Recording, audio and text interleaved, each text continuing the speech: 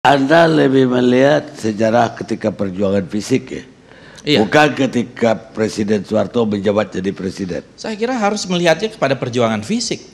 Ya, kalau kita menilai orang-orang yang tokoh-tokoh yang ada sekarang ini adalah kepada perjuangan fisik mereka di masa lalu.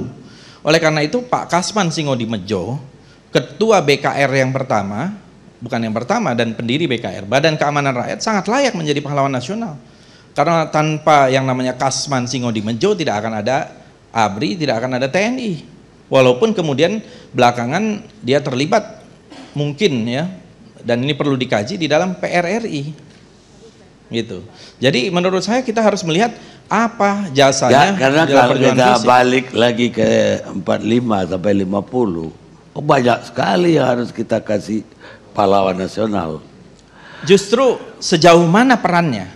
Mohon maaf ya, tapi kalau kita lihat ada beberapa pahlawan nasional, saya tidak mau menyebut nama, yang sudah dijadikan pahlawan nasional, secara historis perannya tidak jelas. Bagaimana menurut Anda perannya Presiden Soeharto ketika dia menjadi presiden? Apakah layak jadi pahlawan atau tidak? Saya kira lepas dari pro kontra dan ada kelemahan-kelemahan, apa yang dilakukan oleh Pak Harto jasanya sangat besar.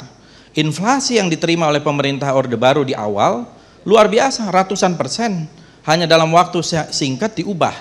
Dan saya kira ada literatur misalnya, kemiskinan absolut pada tahun 1975 itu sampai 75% dan berhasil diturunkan menjadi 11%. Ini yang mengutip adalah Joseph Stiglitz, pemenang hadiah Nobel Ekonomi.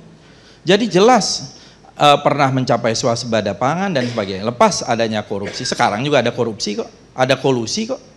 Ada nepotisme kok, sama saja, bahkan lebih besar. Utang luar negeri aja sekarang ini lebih besar dibanding yang lalu.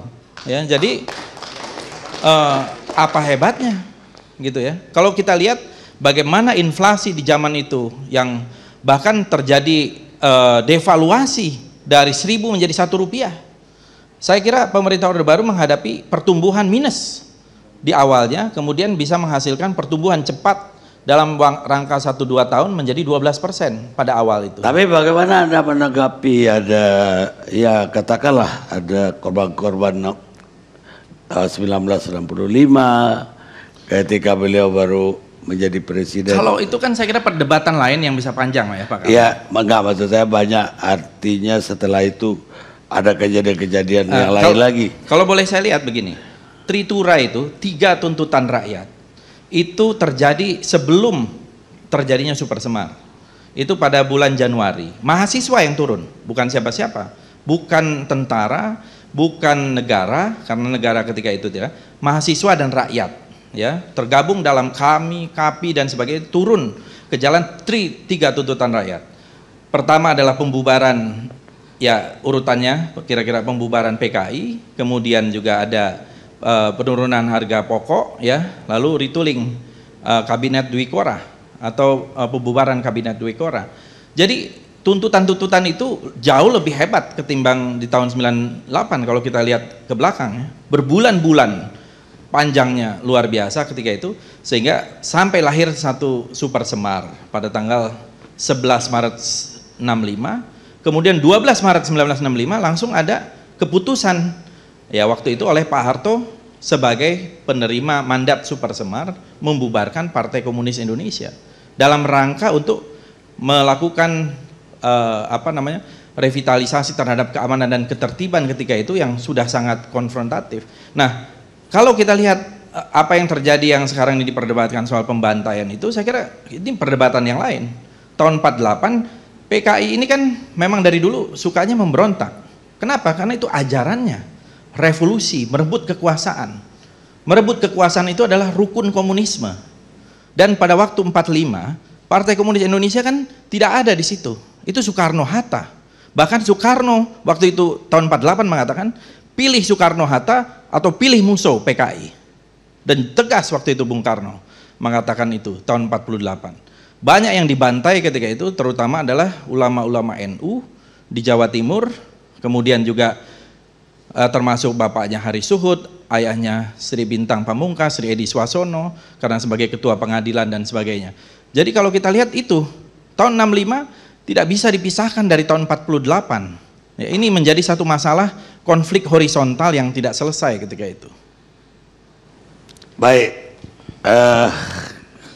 tapi banyak orang juga mempersoalkan TAP MPR yang mengatakan kolusi itu harus diberantas sampai menyebut nama.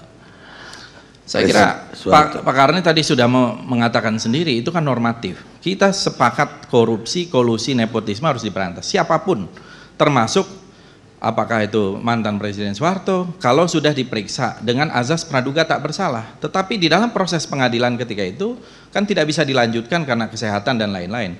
Saya ingat sekali, saya pernah mewawancarai Pak Harto tahun 2007, dan saya kira pernah dinyatakan juga, kalau ada hartanya yang ada di luar negeri, silakan cari tanda tangan, pasti akan ketahuan kok. Kalau ada akun, apalagi sekarang ada Panama Papers atau akun yang disembunyikan, kalau ada pasti ketahuan. Silakan diambil oleh negara. Ketika itu saya ingat sekali pernyataan Pak Harto seperti itu. Dan sampai hari ini tidak terbukti. Lain dengan Marcos yang ada di Filipina. Kalau Marcos itu jelas, ada kok. Tidak mungkin misalnya kalau ada dugaan itu disimpan di Swiss Bank atau di mana, sampai hari ini tidak dibuka akunnya berapa nilainya. Karena memang menurut saya memang tidak ada. Ini yang saya kira kita harus fair kepada fakta dan data yang ada gitu. Baik. Jadi siapakah yang layak disebut sebagai pahlawan? Pada akhirnya kamuslah yang menentukan siapa pahlawan dan siapa yang penjahat. Josh Wedos, produser Amerika. Kita rehat. Pikir ke sono.